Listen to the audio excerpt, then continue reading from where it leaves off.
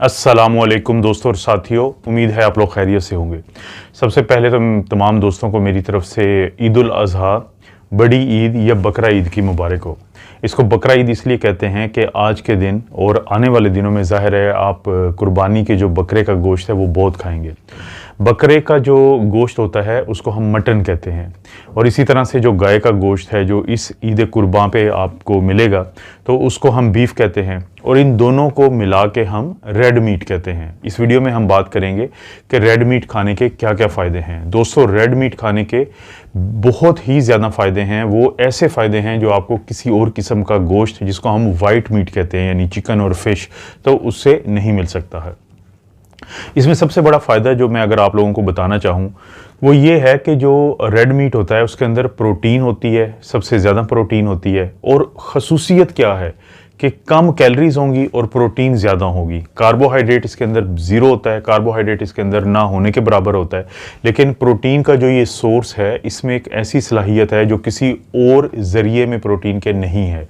वो क्या सलाहियत है कि इसके अंदर होते हैं essential amino acids. Essential amino acid उन अमाइनो एसिड को कहते हैं जिनके मिलने से प्रोटीन बनती है, हमारे मसल्स बनते हैं, हमारे जिस्म में एंजाइम्स बनते हैं, लेकिन इनको इसेंशियल इसलिए कहा जाता है कि हमारा जिस्म इनको तैयार नहीं कर पाता, और इनके लिए ज़रूरी है कि ये बाहर से आएँ।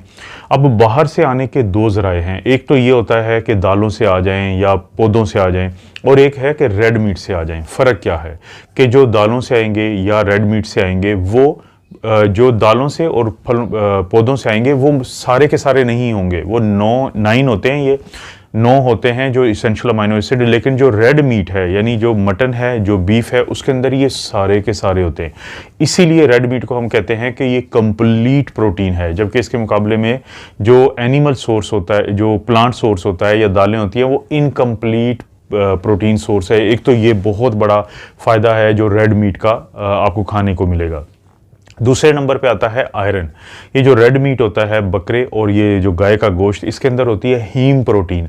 अब हीम प्रोटीन के क्या काम हैं कि वो आपके जिस्म के अंदर ऑक्सीजन को लेके जाती है, वो आपके जिस्म के अंदर मुख्तलिफ किस्म के और बाकी काम जो है यानी सुर्ख खुलिये जो है उनके बनने का जो अमल है या बाकी चीज़ें हैं उनकी ग्रोथ जो है उसके अंदर बहुत ज़्यादा आयरन का, और आयरन के इस हिस्से का जिसको हम हीम आयरन कहते हैं, उसका बहुत बड़ा किरदार है। अब ये जो आयरन है इसके अंदर सलाहियत ये है रेड मीट वाले आयरन की कि ये बाकी जो आयरन है जिसको हम नॉन हीम आयरन कहते हैं, या जो पौधों से आता है, जो दालों से आता है, जो बाकी चीज़ों से आता है, तो उसकी भी तादाद को बढ़ाता है हमारे जिस्म में उसकी एब्जॉर्प्शन के ज़रिए, ताकि वो हमारे जिस्म के अंदर शामिल हो। लेकिन वो नॉन हीम आयरन होता है जिसकी अहमियत किसी हद तक कम है बनस्बत हीम आयरन के, जो कि रेड मीट का सोर्स से आता है और बहुत बड़ा सोर्स है। ये रेड मीट जो होता है ये बहुत फ़ायदा देगा उन लोगों को जिनको आयरन की कमी का डर होता है, क्योंकि आयरन हमारे जिस्म के लिए बहुत ज़रूरी है। बच्चों के लिए भी ज़रूरी है, प्रेग्नेंट ख़वातीन के लिए भी ज़रूरी है, बड़ों के लिए भी ज़रूरी है, बुज़ुर्गों के लिए भी ज़रूरी है। तो आयरन प्रोटीन के बाद आयरन का एक बहुत बड़ा जो ज़रिया है वो है रेड मीट यानी बीफ और मटन, गाय का गोश्त और बकरे का गोश्त। उसके बाद बारी आती है वो लोग जो अपना वज़न कम करना चाहते हैं, तो उनके लिए जो रेड मीट है वो बड़ी अच्छी चीज़ है, क्योंकि जैसे मैं बता चुका हूँ कि इसके अंदर कार्बोहाइड्रेट नहीं होता, इसके अंदर फैट्स होती हैं, और इसके अंदर प्रोटीन कम कैलोरीज के साथ ज़्यादा प्रोटीन होती है। यानी अगर कहीं पे 200 कैलोरीज हैं इसके अंदर, एक फ़र्ज़ करते हैं कि ख़ास मिकदार के अंदर, तो उसके अंदर 300-400 प्रोटीन के मिलीग्राम्स होंगे। इसके मुकाबले में अगर हम बाकी ज़राए के ऊपर नज़र दौड़ाएं तो वहाँ पे कार्बोहाइड्रेट बहुत ज़्यादा होता है, कैलोरीज बहुत ज़्यादा होती हैं, लेकिन प्रोटीन इतनी ज़्यादा नहीं होती। अगर मिसाल लें ऑलिव ऑयल की या इस तरह की चीज़ों की, तो वो लोग जो अपना वज़न कम करना चाहते हैं तो उनको रेड मीट खाना चाहिए, उनको बहुत ज़्यादा फ़ायदा होगा, क्योंकि कार्बोहाइड्रेट नहीं है, कैलोरीज कम हैं, तो जिसकी वजह से उनका जो मोटापा है वो कम होता जाएगा।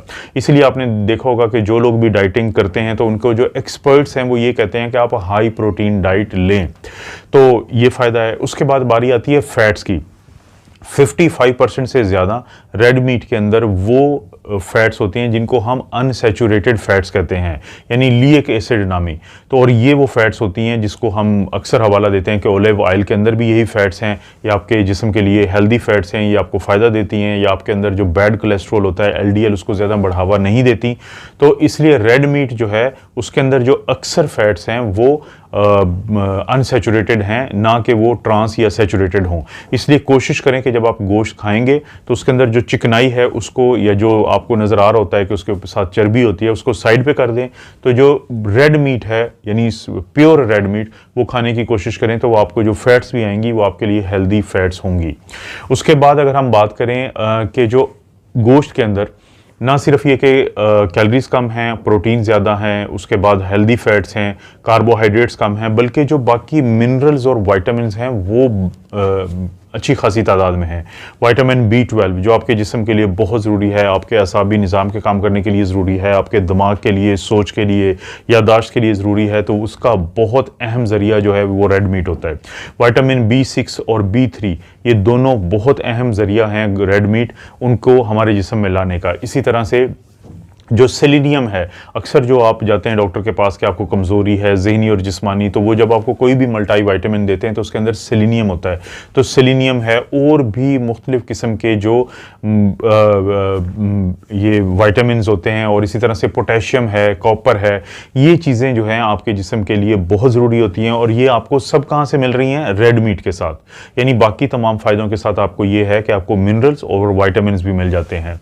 अब आखिर में अगर मैं बात करूँ रेड मीट कौन से वाला खतरनाक होता है, रेड मीट वो वाला खतरनाक होता है जिसको आप ग्रिल करेंगे, जिसको आप फ्राई करेंगे।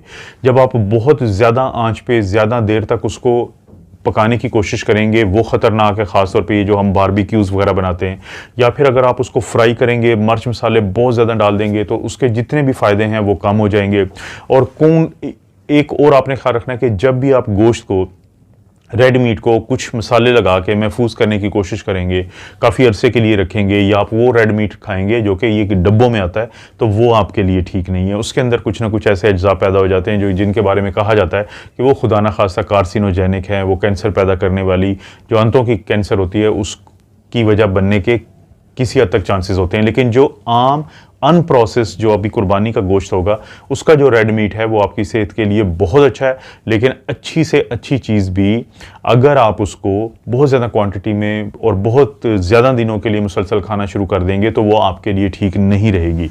तो मेरी आपको आखिर में ये एडवाइस है कि आप कुर्बानी के गोश्त को तकसीम करने के बाद, ज़ाहिर है जो बाकी आप उसको एंजॉय करें, लेकिन कोशिश करें कि साथ आप सैलेड ज़्यादा इस्तेमाल करें। आपने कोशिश करनी है कोई सब्ज़ी की डिश भी साथ रख लें ताकि आपको एक बैलेंस डाइट मिल जाए। लेकिन गोश्त जो है, जो मटन है और बीफ है, वो आपके लिए बहुत ज़्यादा फ़ायदे की चीज़ है। आप इसको खाएं, इंजॉय करें। सिर्फ ग्रिल करने से, यानी ये जो आप आंच के ऊपर डायरेक्ट गोश्त को आप काला करने की कोशिश करते हैं, चार्ड वो हो जाता है, उससे बचें। और बहुत हाई टेम्परेचर पे ये जो फ्राई करते हैं उस चीज़ से बचें। ये दो चीज़ें आपके लिए ठीक नहीं होंगी। इसके अलावा इसमें आपका फ़ायदा ही फ़ायदा है। चैनल को सब्सक्राइब नहीं किया तो कर लें। वीडियो अच्छी लगती है तो लाइक करें, नहीं अच्छी लगती है तो ज़ाहिर है फिर भी आप लाइक करें। और कोई वीडियो अच्छी आपको लगता है किसी दूसरे को फ़ायदा दे सकती है तो उसको दोस्तों से शेयर भी कर दीजिए करें। चैनल को नहीं सब्सक्राइब किया तो ईद के इस मुबारक दिन पे ज़रूर सब्सक्राइब कर लें, और घंटी की ये जो आवाज़ आई है इसको भी दबा दें। आप अपना और अपनी फैमिली का ख्याल रखें, ईद को खुशियों को इंजॉय करें। अल्लाह ताला आपको हर किस्म की बुराई, बीमारी और पेट की भी बीमारियों से महफूज रखे।